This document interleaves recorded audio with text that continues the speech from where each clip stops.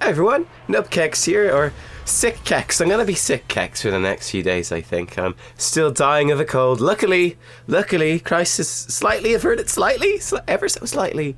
I've got past the inflamed side sinuses problem, and now it's like it's been replaced by snot. So I'm just really stuffed up. So sorry if there's sneezes and sniffling in this video as well. I can't help it, okay? I can't help it. Anyway, I'm going to be playing Gul'dan today, which is going to be quite a lot of fun. This was before the Murky patch, I think, so Murky's not going to be a thing. Aside from that, I think there's also no Lucio. But aside from that, no major changes. I've kind of been sitting on this gameplay for a while, but now gotten around to actually bringing it out for you guys. As you can see, by the way, we've got, I can't, what is his name? Synergy? I don't know what the name is. I can't pronounce that. But anyway, we've got a pro player there in the enemy team from Team Synergy on EU. Sorry for a second. I need to blow my nose. Okay, I'm okay. I could edit all this stuff out, but it's too much work. When you're sick, you don't want to do that, so screw it. Yes, in this video, though, we're going to be playing Gul'dan. I think he's incredibly strong on Brax's holdout.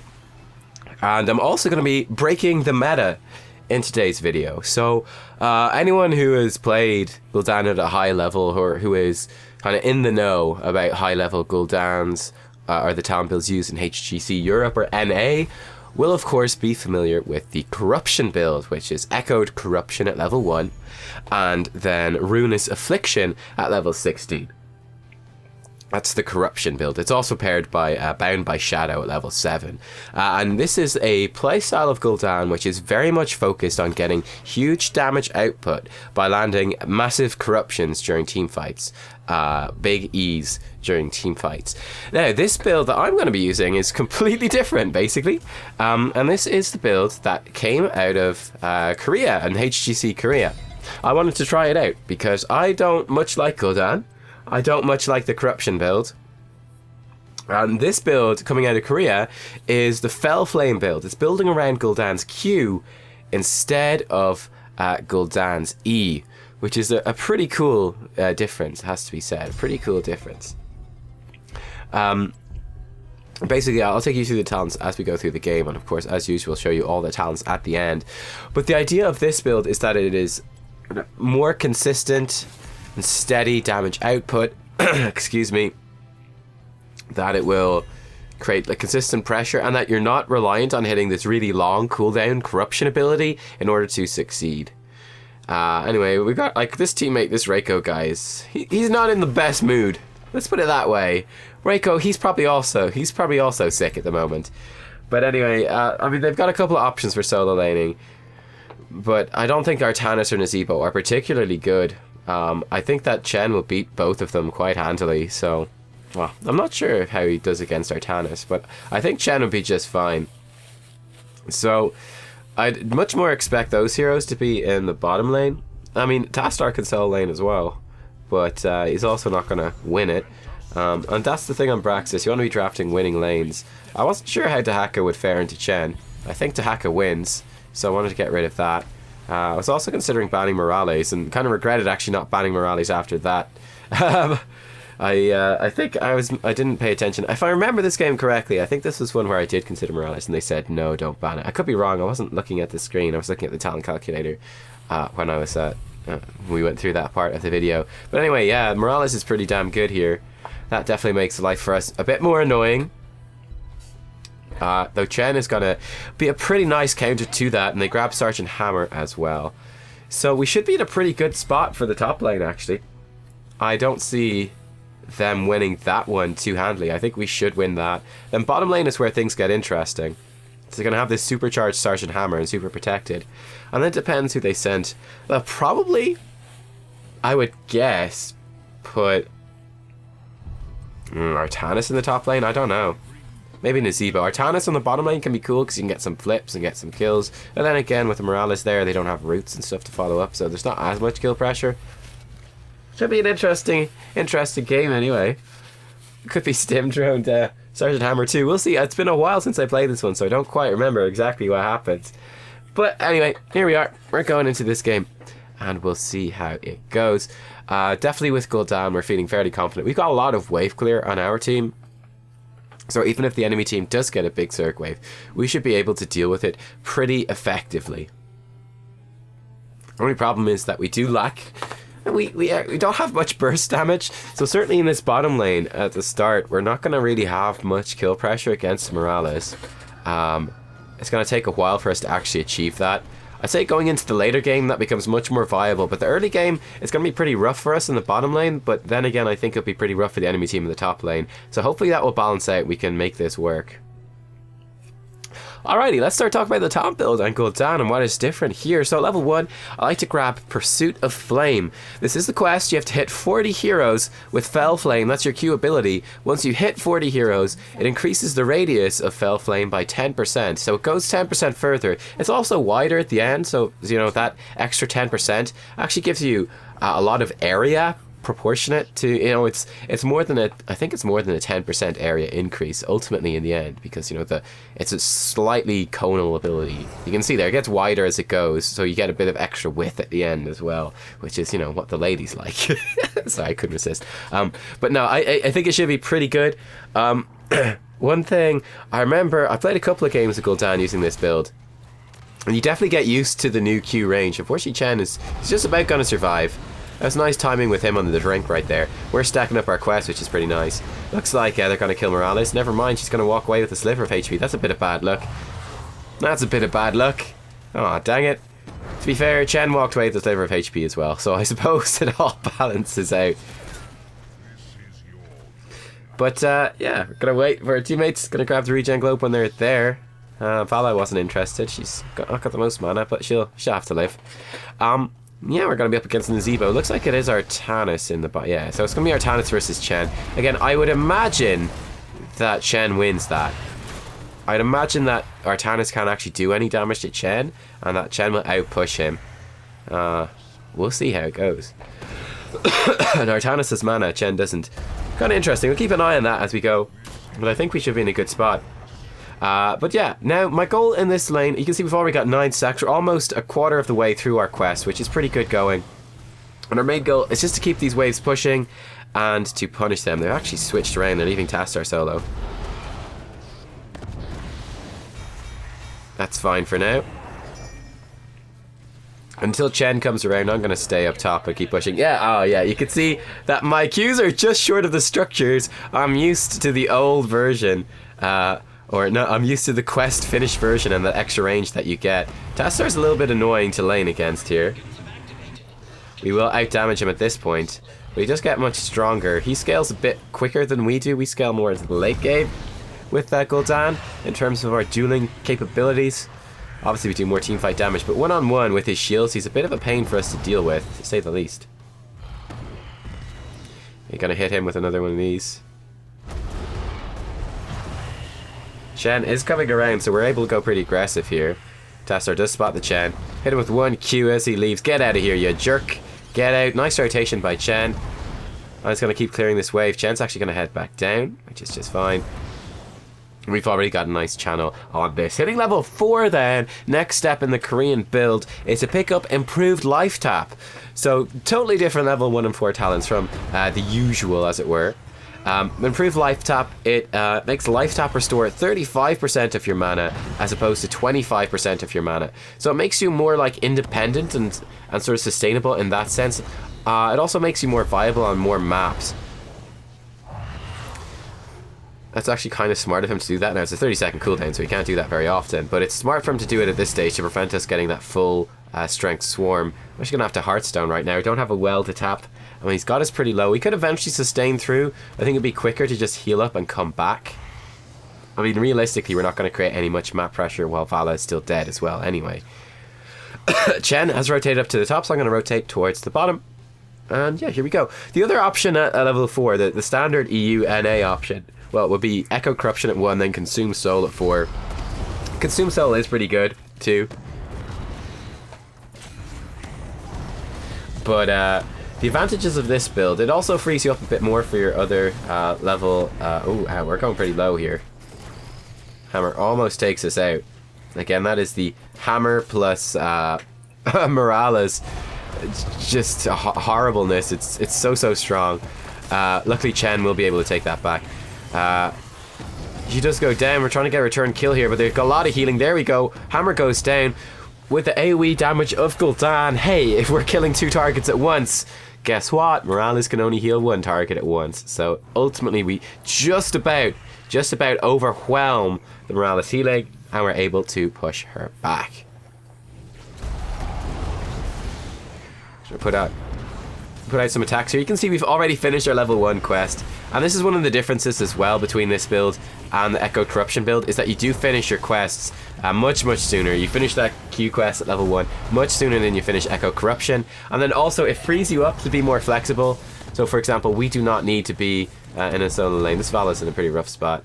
We're in a pretty rough spot too. I was going to drain life from the Gul'dan, the Nazebo, but he did hit us with the spiders and escaped. The escapade. Walk into this like an expert. We make it out fairly okay. And we get knocked back. That was a very good grenade from Morales. That was what knocked us back right there into the hammer range and forces us to have to Hearthstone here. Excuse me. But yeah, you should finish Pursuit of Flame sooner than Echoed Corruption, so you're getting the benefit of your level 1 talents a bit earlier. I mean, obviously it still stacks up faster in like a 4-man rotation, but you're still able to stack it up pretty easily in the solo lane as well. So that's one of the nice things about this level 1 talent. We're going to come in here, put in some pressure, trying to get the Nazebo as he retreats. And at level 7 then, this is where things get pretty interesting. In this game, I played it safe and went for the more familiar Bound by Shadow.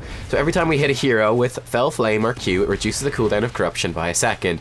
Now obviously with the bigger Fell Flame that we have, it's going to be easier to actually land that and therefore get off more Corruptions. And I figured, given the map that's in it, that more Corruptions would be pretty good, and that's what we would go for. The other option, though, is to go for Hunger for Power, which is a bit mad, but trust me, it works. That's a really good cleanse, as I choke on nothing.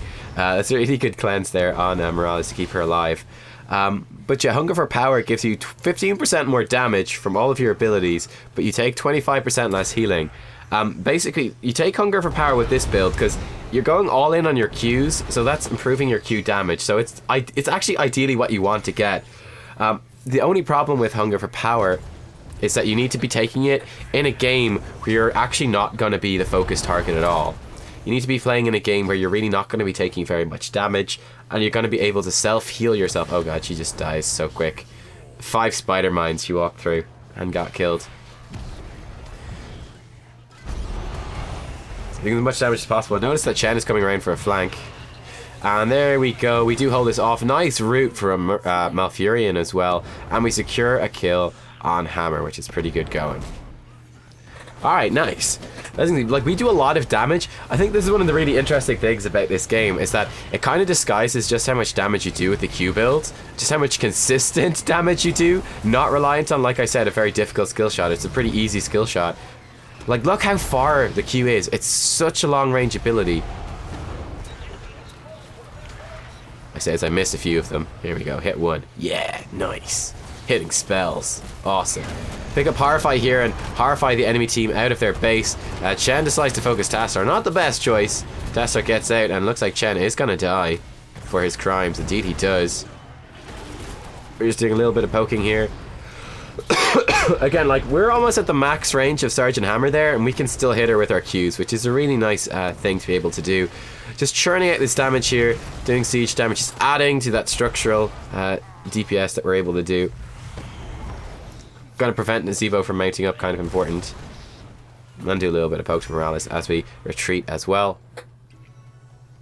Vala not waiting for her teammates pick that up, unfortunately. But yeah, basically Hunger for Power at level 7, I think it's really good if you're confident that you're not going to be a focused target at all in this game. I don't know, they've got quite a lot of range, so I wasn't feeling too confident. But if you've got like a good solid front line, I don't know, honestly, maybe Hunger for Power is just like the better option, just straight up, and you should always go for that. That is possible, because, you know, we're going all in on the Qs right here, and that is actually the best thing for your Qs. So, I'm not sure, to be honest with you. I'm not sure.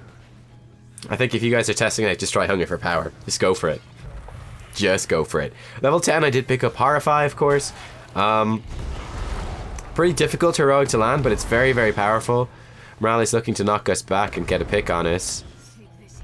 Bershka. It's like Bershka or something, isn't it? That's what it is.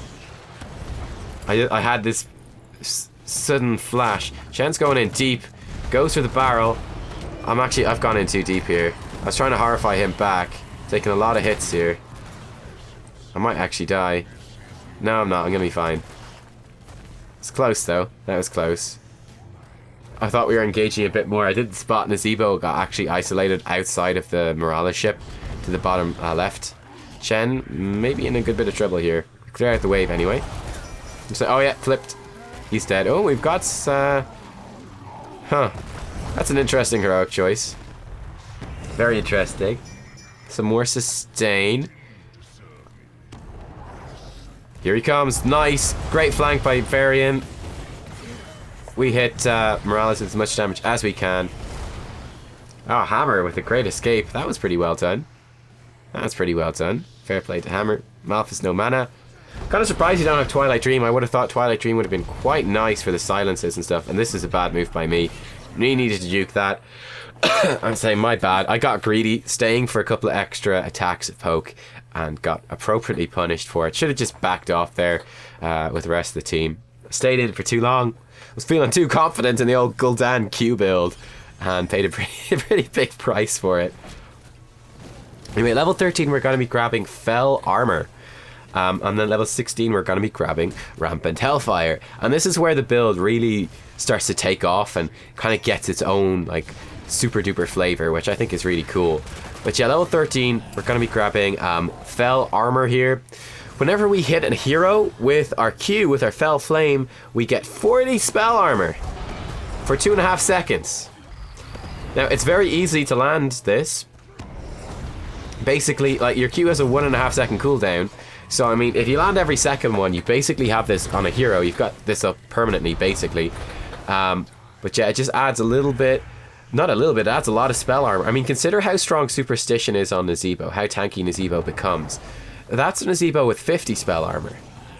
We don't get caught by Artanis this time, which is good. But yeah, that's him with 50 spell armor. You get 40 spell armor for hitting your Qs, and you don't get the minus 30 physical armor that Nazebo has. So it's a really useful ability. Again, we're going up against Nazebo in this game, so it's pretty worthwhile, I think, to pick up. That will just neutralize so much of the damage he's able to do to us, which is going to be really, really good. We're looking for a flank here. Seeing if we can get a pick here on someone. We notice there's a couple of people top, so we can grab this, no problem. And my team does have 30% of the wave, which is pretty good for them. Gonna leave my team free to rotate. They're calling in a Medivac dropship, which is interesting. Notice that there's actually, they found them at the Bruiser camp, or near the Bruiser camp. They're actually gone in for a fight. Looks like they did get a pick on Artanis, which is fantastic. Doing some damage to Nazebo. And you can see that, like, we're taking damage from him, but not as much as we would otherwise. I tried to horrify him away. Unfortunately, he ran that way, so I didn't quite get him. Have him rooted, though, and that should be a dead Zebo. A couple more Moonfires. No, he gets knocked back. Dang it. Oh, it was so close. No, there he goes. He does die. Nice. Good. Phew. Phew. Alright. But yeah, big fail on the old Horrify there. I was expecting him to run the other way. Didn't work. Should have placed it a bit more central. I didn't want to Horrify him away from me. It horrifies them out from the center. So I wanted to hit him with, obviously, the backside of it to send him back towards me so I could kill him. And then I overcompensated and just missed, which kind of sucks. You outrange towers, by the way. Well, I walked unnecessarily into that one, but you do outrange towers, so you can just poke them down from complete safety as Gul'dan, which is kind of cool. But yeah, like I said, I mean, Gul'dan, I often think of Gul'dan as a fairly short range hero, but with this build, you know, the extra range on your Q, it does add up, and it makes you feel like you got an awful lot more range, which is kind of nice. Level 16, this is where things really take off. This is where things really take off. We're going to get Rampant Hellfire. You can see we now have this little pentagon-y thing in the bottom left of the screen, which is our Q damage, which is pretty nice. I do what damage we can. There we go. Hammer goes down. We ran out of mana at one stage.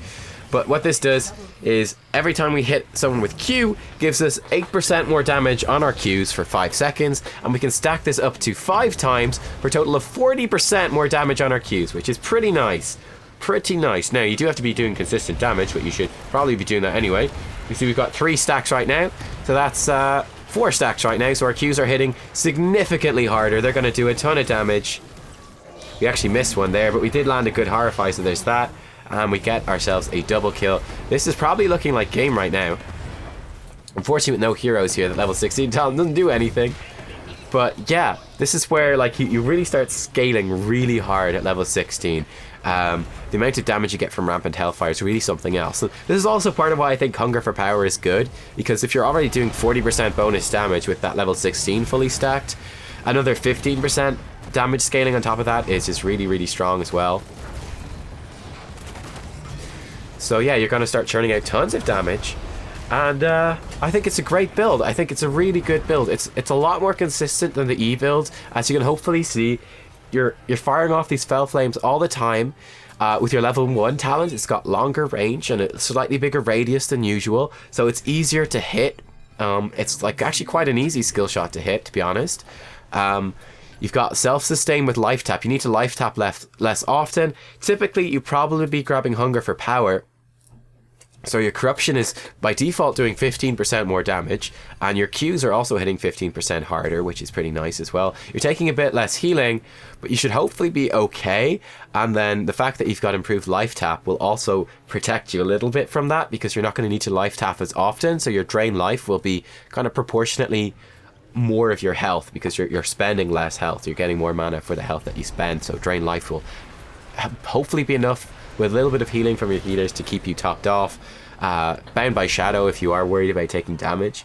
Horrify then at level 10, big playmaking heroic, difficult to land. Definitely it's a heroic that you want to get a bit of practice with. As you can see, like I had maybe 1 or 2 good ones, but I mean we kind of won those fights anyway. And then the ones where it would have made more of a difference, I kind of missed it. So that sucks. Level 13 Fell Armor. I think this is awesome. And again, it's every time you hit a hero, you get 40 spell armor with your Q, which is great. The fact that your Q is bigger also makes this better, because it's even easier to maintain. Makes you very, very tanky to spell damage coming your way, which also enables you to pick up Hunger for Power even more so.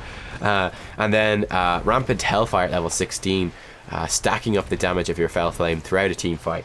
So yeah, over the course of a team fight, you will do just absolutely huge amounts of damage. You're going to be very tanky. You're going to be very sustainable. This is very much a team fight sort of oriented build. You're not going to have Consume Soul at level 4 for some self-healing in the lane, but whenever you're fighting outside of the lane, this build will really shine. The improved life tap at level 4 will keep your mana topped up. You're going to be doing lots of consistent damage with your Qs. You're going to get spell armor. You're going to be ramping that damage up more and more and more. And then you're going to have Horrify for the playmaking potential. I think it's a really good build. I like it a lot. I personally prefer it much more over the E builds, because you're not like super reliant on landing your E. I just feel like it's more consistent. That's kind of the word I would use. I'm not sure which one is better overall. One is from Korea, one is from Europe and North America. I don't know which one's better, but what I would say about this one is it's more consistent.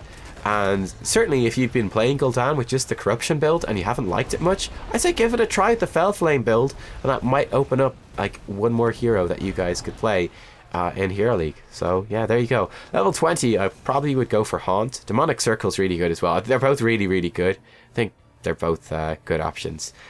So choose whichever one you prefer, basically. Anyway, thank you for watching, guys. I hope you enjoyed a look at kind of a different style of build. Give a thumbs up if you liked the video, and I will see you all next time for more Heroes of the Storm. Bye bye.